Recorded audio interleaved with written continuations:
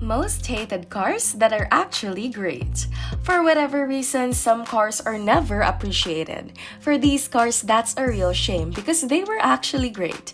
Welcome back to MIA Luxury Cars. Today, we will talk about the most hated cars that are actually great. Mazda Miata. Some people out there think that the Miata is too small, too slow, and Miata is a hairdresser's car.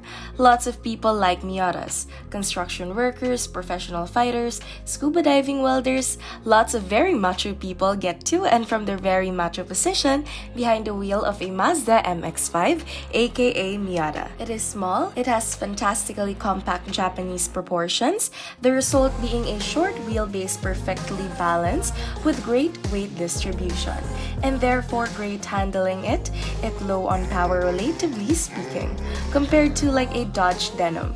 The original Miata only had 115 horsepower, but the upshot of that was that when those horsey babies were accompanied by that brilliant compact light, well-balanced chassis, it meant you could push the car to your limit and its limits, squeezing every last mile per hour out of that beautiful little 1.6 liter and have a bunch of fun doing it without being totally terrified. Pontiac Aztec.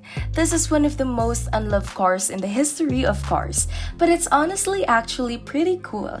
The interior is insane. It was super expensive when it launched. It cost $25,000, and yes, there was no option for a manual transmission, which is a huge bummer. However, the Aztec was the forerunner to every crossover vehicle you see on the roads today. So not only did the Aztec help to form the blueprint for crossover vehicles, which is almost every car on the road these days, it also comes in all-wheel drive, and it had a freaking tent on it. You could actually leave work on Friday and just drive right to the woods and sleep in the car. Nowadays, with the nerd style and norm core, it's the top of fashion and music and everything. The Aztec are reaching out a cult-like status, and the makers of Forza had included the Aztec in Forza 6. PT Cruiser. Now this thing's problem was actually gonna be how it was marketed, and how it looked, and how poorly it was made, and the fact that it was the front-wheel drive, so it was styled to look like the cars from the 30s. But while the snooty car journalist is better, and the better than though cool kids laugh, and this oddly angular, yet so soft and squishy car, the PT Cruiser is one of, if not the most, whimsical, imaginative cars ever produced in the modern age. The factory spec sheet for the PT Cruiser reads like a wish list of an 11-year-old's birthday party. Turbos, manual transmission, flame decals, like kid is a cool kid. In 2005, almost half of all PT Cruisers were ordered with the optional turbocharged engine. And people didn't stop there. The PT had a very passionate fan base. And these guys and gals have done so much to keep this car going and keep it going well. They haven't made PT Cruisers for a decade, but you still see them everywhere. They made so many of them, and they sold so well. Plus, this is one over 800 horsepower. Tesla CyberTruck.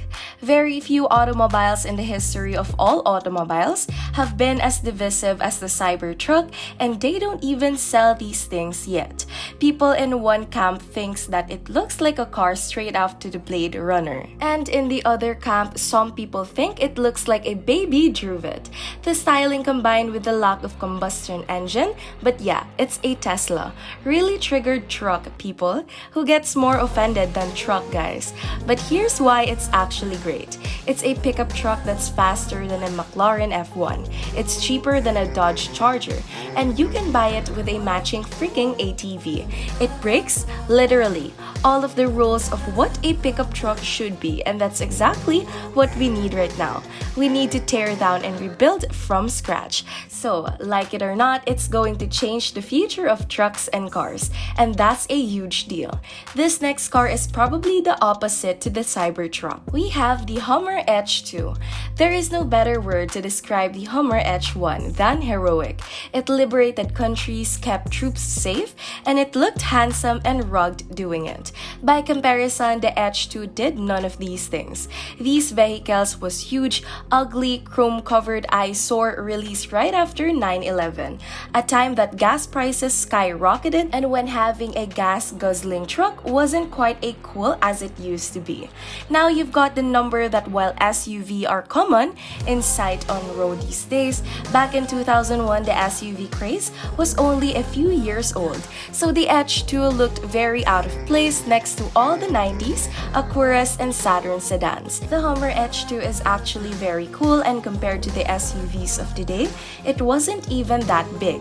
It's comfy and luxurious on the inside, and it looks cool from the outside. It came with a 6.2-liter V8 making 393 horsepower and had a towing capacity of 8,200 pounds, which is more than a Lamborghini Urus. The Hummer H2 is managed to hold its value surprisingly well through a national crisis, 2 wars, a couple of recessions. Smart Fortwo.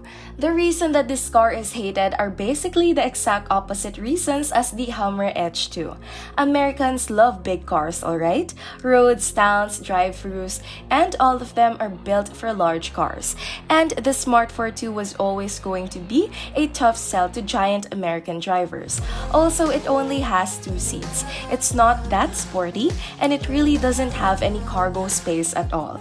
And even though it was tiny and focused on being economical, it's not even good on gas. For a while there, it was kind of embarrassing to be seen in one, but for all its faults, the Smart Fortwo challenged conventions. It might not have made sense for a vast majority of people, but it was cheap and it could fit into impossible parking spaces, making it a must-have for people who need tiny parking spots. Chevy SSR.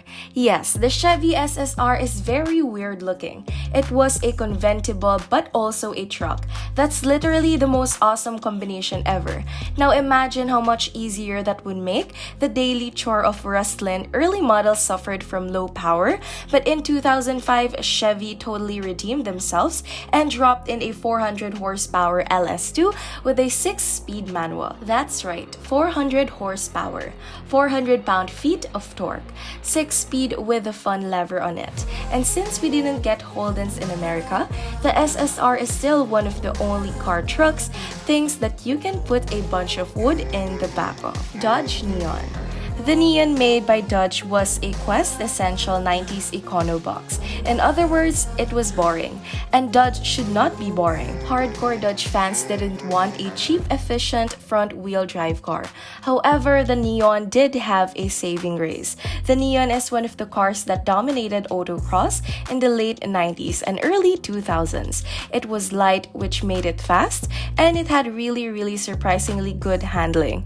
It held its own and successfully defended America in a compact car market which was full of imports like Civic and Sentra, and that helped endear it to millions of people across the country. Also, it came in a bunch of really cool different versions like the ACR, the RT, and the top-of-the-line SRT4. It went 0 to 60 in 5.6 seconds, which is very fast for a compact of that time, and it had a top speed of 153 miles per hour.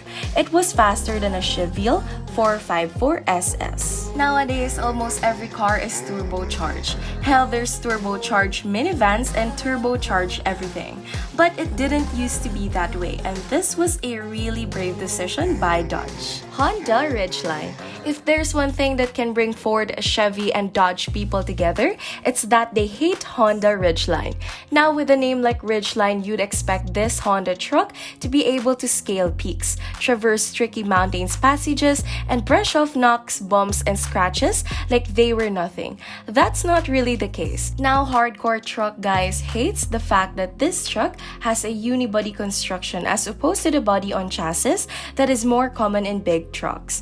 It also has traverse-mounted engine, and worst of all, front-wheel drive. Ridgeline's all-wheel drive would eventually kick in if you went off-road and needed the extra traction. But for many, this was just too much to take. To them, that was a modified minivan, and they didn't want anything to do with it. That was sort of the whole point. That's what made the Ridgeline so great. Rather than being a truck with a second row of seats squashed into an elongated cab, back, this really did feel like a minivan and a small SUV with a bed. It's comfortable, it's spacious, it's got good gas mileage. And just like every other Honda, it's insanely reliable. And even if you go off-roading, which most people who own trucks and SUVs don't do, you still spend 90% of your time on the road. Toyota Prius. The #1 most hated car that actually is awesome, the Toyota Prius. Now, Prius translated from Latin means first, which is exactly what it was in everything except for any drag race or beauty contest that it ever entered. The Toyota Prius was the car which brought affordable, efficient, ecologically responsible hybrid power to the masses. In fact, due to their popularities as Ubers, every person in the US has probably driven in one of these cars. The Prius gets a really bad rep because I think that people don't acknowledge what it's for. The Prius also viewed as a threat to automotive freedom. They're slow, they're boring, and they're uninspired. Again, Priuses are cheap. They're reliable, they're economical, and they will last forever.